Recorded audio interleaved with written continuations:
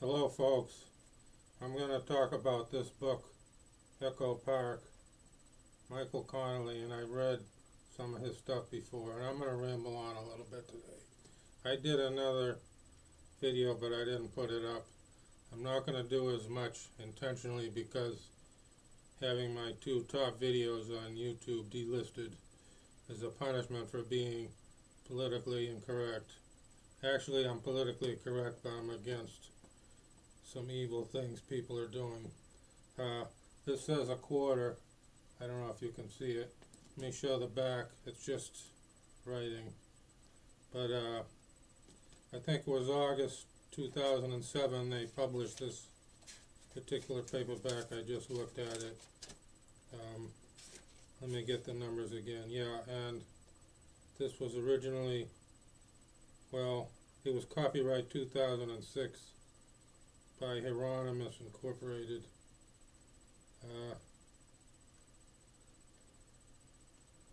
The first paperback was March 2007. The first U.S. paperback, August 2007.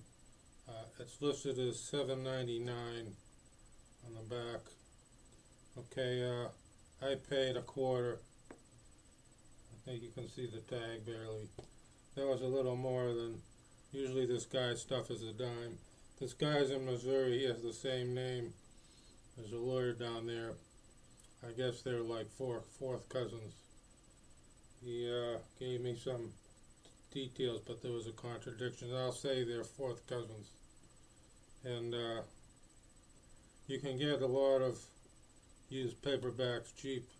I don't like to read as much as I used to. I'll read a couple of books. 3 books in a week, and then I might not read anything for a week or two. But that doesn't include all the nonsense on the computer, looking at the computer. Let me review this book first, and then I'll ramble on about some of recent goings on. I have a couple of dozen pages left. I enjoyed it. I think my mother would have liked it. It's a little bit of a murder mystery, but it's the high-tech stuff with the you know, the police and the FBI involved.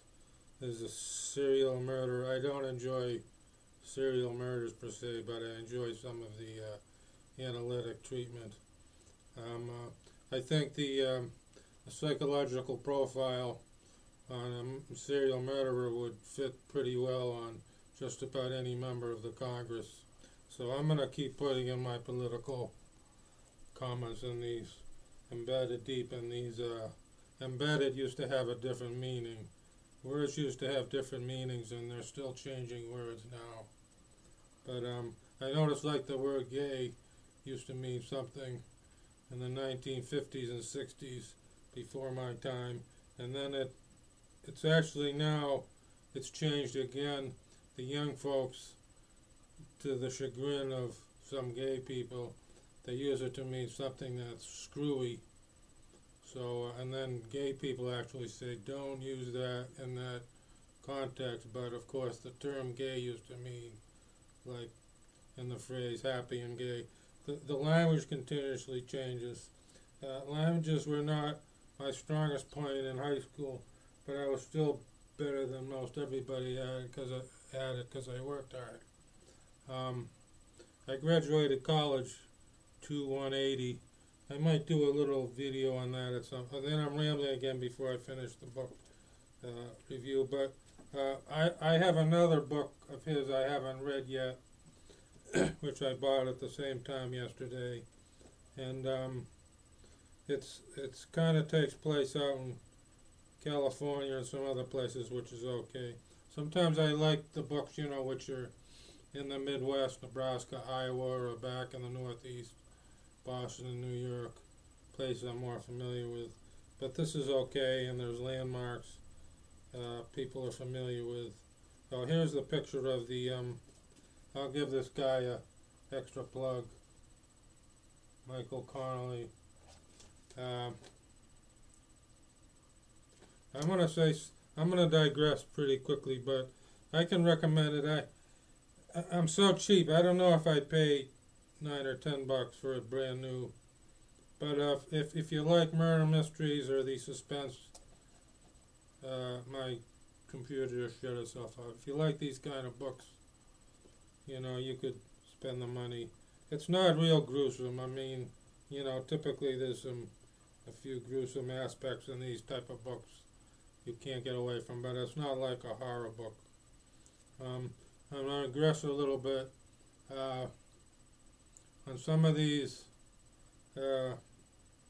police incidents, and the president is supposed to be in charge.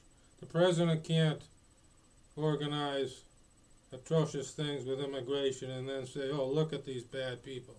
I mean, he's supposed to be in charge of it. Of course, he's not really a president either. But Mike Brown, the name, here's some interesting coincidences. Mike Brown, who was unfortunately killed in Missouri, and I'm not going to get into all the aspects of that. But I know a fellow by that name whose mother was in her 80s. I think she's dead now. You can understand why, but she couldn't hear well, and I guess she raised her hand up, said, "What'd you say, Sonny?" to the police. Of course, broke her arm, beat her, tased her, sent her to the hospital, and probably shortened her life. And she was not a black woman. And an 84-year-old being beaten and tased, I think you have a less reason to do it than someone who's 20. Another interesting coincidence is my chairman was called George Zimmerman, and he was actually in prison in Germany in World War II. Enough said about that. But you may recall the same name, George Zimmerman, being an Hispanic down in Florida. Notice that they changed his race for convenience sometimes in the media to be a white person. But those two things are interesting coincidences. I come across these coincidences. A third one is when I was in the Twin Cities. I was there several times, but let's say it was in '86, 28 years ago, and I met someone from, gonna pause for dramatic effect, from Liberia. He was actually from Monrovia, which is the capital. Now I know a little more than most people. Monrovia was named after President Monroe. He helped set up that country. It was going to be, without getting into all the discussion of what's right and wrong, he was going to set up a country for expatriated black Americans or even ex-slaves, and that's why they named the capital Monrovia, you see. But I met a fellow from there in 1986, and of course Liberia is one of the three countries involved with the Ebola. First three. There's 5 now that I'm aware of. I read something about UAE. Now Canada, England, US is testing people. Now US brought people here back, and they're supposed to be cured with that, is it ZMAP? But then they said a doctor died yesterday. Treatment didn't work. The coincidence on that is that I met a fellow from Monrovia. Minnesota is just the next state over, up north from where I am here, for those who aren't in the U.S.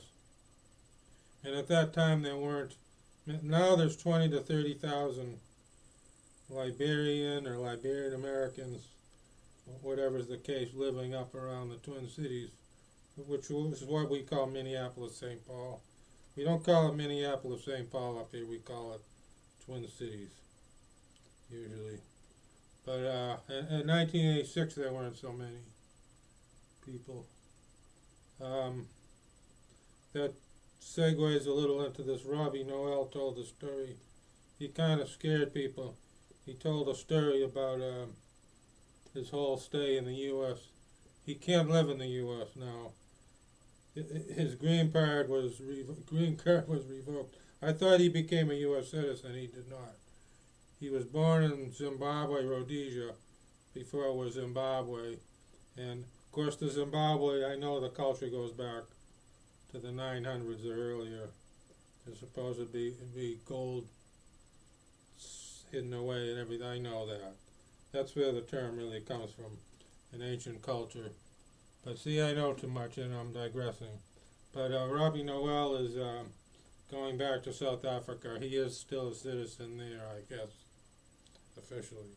Unlike some high people in our country, they're citizens of Middle Eastern countries, or perhaps Indonesia or Kenya. We don't even know. I'm gonna read that other book. I might do a report on that. The thing about the Ebola, let me get into that a little bit. And I'm doing this on purpose. I would split off this video. But since they delisted, as I think I said, my top 2 videos here from they should have been listed when you have 600 or 1,600 views, which are my top 2 videos, which, folks, this took over a year for the best one. It didn't happen right away, and they delisted as a search. So I'm not too happy with these charlatans and cheats, and what's some other words I want? Scoundrels, like the U.S. Congress is a bunch of scoundrels. But the first 3.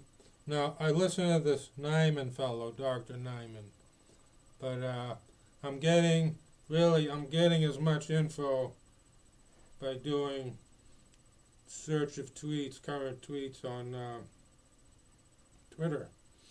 But he laid it out pretty clearly. The first 3 countries were Sierra Leone, Guinea, and some people want to say it's Guinea because of they think they're casting aspersions.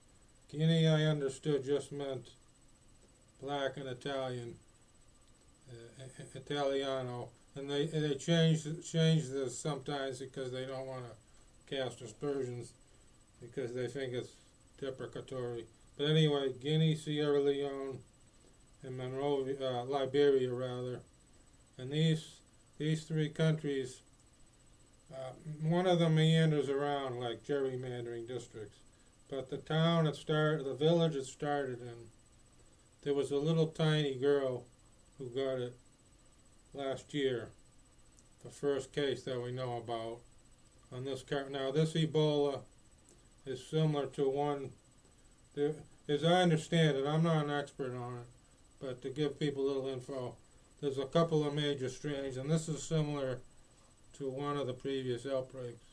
I think the first outbreak was in '76, but you can do research on this. But there was a little village, and this little village is next to it's in one country, and it's close to the other 2. Follow me? So it kind of, the 3 countries there together, and the one village next to the other 2 countries which border very closely. That's why it spread to 3 countries.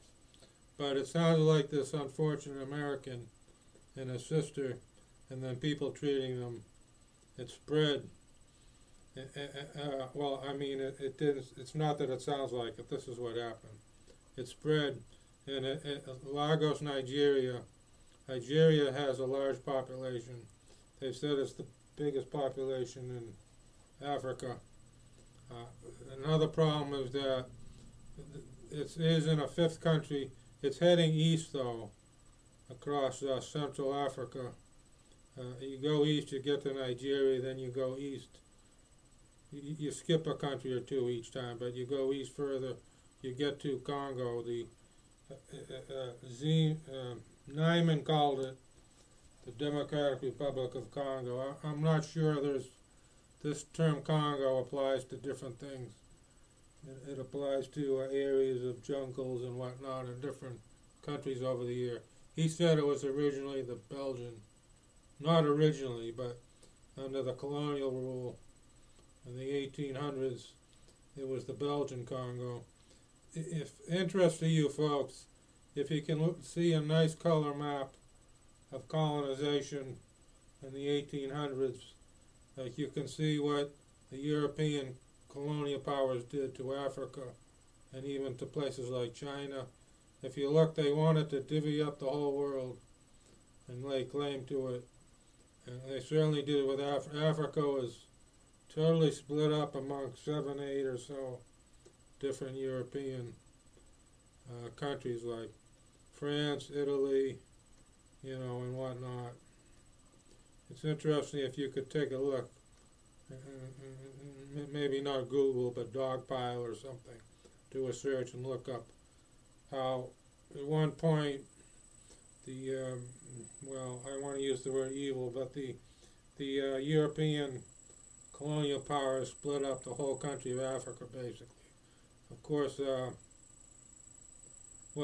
this is why you have languages left. Like many Arabs in North Africa will speak French. The Dutch took hold in a country that's called South Africa now, and so forth. But if you look into this, it's kind of interesting. Obviously, I know more than the average person, but it doesn't get me many views on here. Not when they cheat me out of my views. But, see, I digress so many levels. They're talking about the Ebola. I know it's in 5 countries. I assume it's in other countries. Well, it was in the U.S. Now, they say it takes 21 days for it to incubate or show up.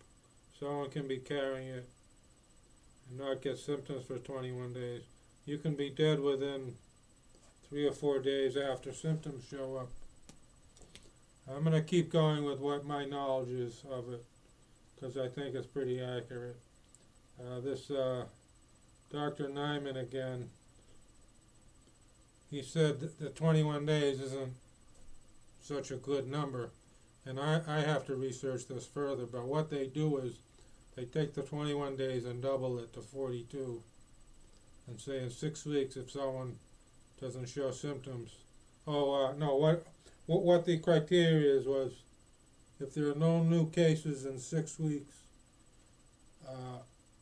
it's basically over. You don't have to worry about it's not an epidemic, a pandemic. An epidemic is widespread. A pandemic is 10% of, I believe 10% of people can die. This is much worse than a pandemic, which is much, much worse than an epidemic. I don't even know if they have a word for something that's 5 or 7 times as bad as a pandemic. By the way, decimate is a similar thing.